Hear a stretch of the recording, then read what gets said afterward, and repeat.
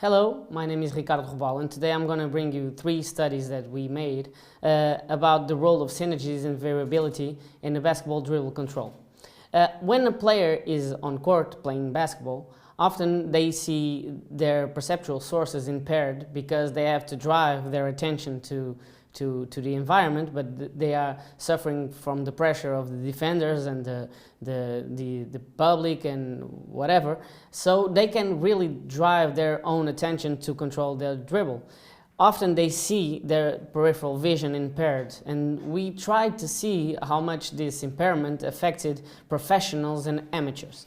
To do so, we divided a sample into groups, professionals and amateurs, and we had a task that consisted in 40 dribbles with no displacement of the body of the individual, and try to see how much the variability of the position of the 3 main joints in the upper limb, the shoulder, the elbow and the wrist, were affected by this impairment.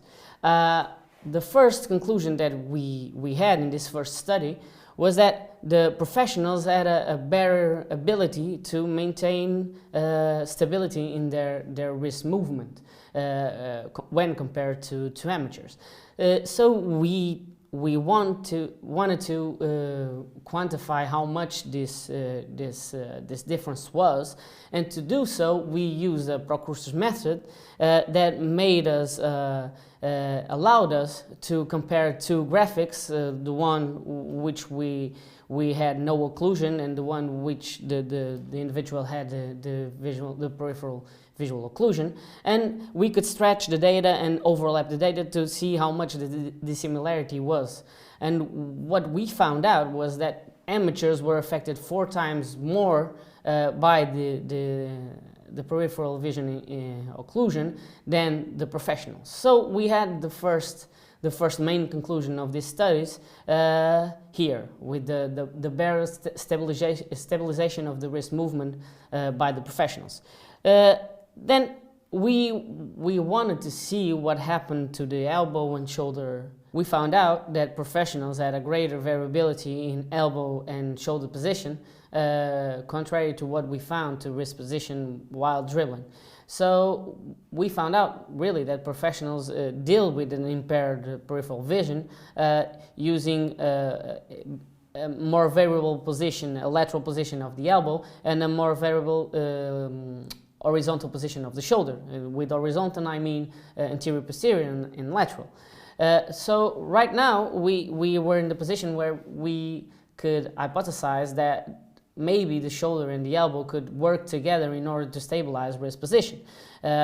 To do so, we used an uncontrolled manifold logic using a calculation where we could understand how 2 variables could co-vary in order to stabilize a 3rd one.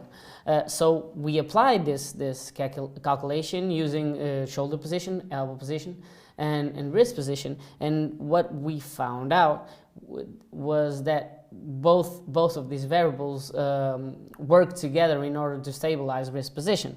And we found this out in one specific movement of the dribbling cycle, when the ball hit his highest position. So when the upwards position stops and starts a downwards trajectory, that's where we found out high values of synergy. When the ball hit the floor, we didn't find no synergies, maybe because the ball because of his natural characteristics and materials, just responded hitting the floor and coming back without needing the individual to do nothing in order to control it. So the ability to stop the upwards movement and then start a downwards movement, that's where we found out that synergies happen, and they happen in both groups. In the amateurs, in the professionals, as we can see here.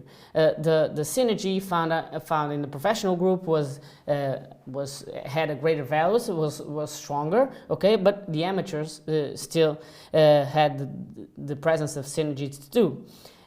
So these three studies made us conclude that with more experience, with more time of practice, we develop a better ability to stabilize end-effector joints, in this case the wrist, using the subsequent joint variability. So we became more adaptable with better performances. If we can adapt the movement and the position of the elbow and compensate this with the shoulder and vice versa in order to stabilize the joint that is closer to the contact with the external object, in this case basketball ball. So experience makes us better performers, which is not a novelty, but makes us more adaptable. So we are more prone to resist to an impaired context, an impaired condition, than if we were less experienced. Okay, thank you for your attention. I'll be available to respond to all your questions.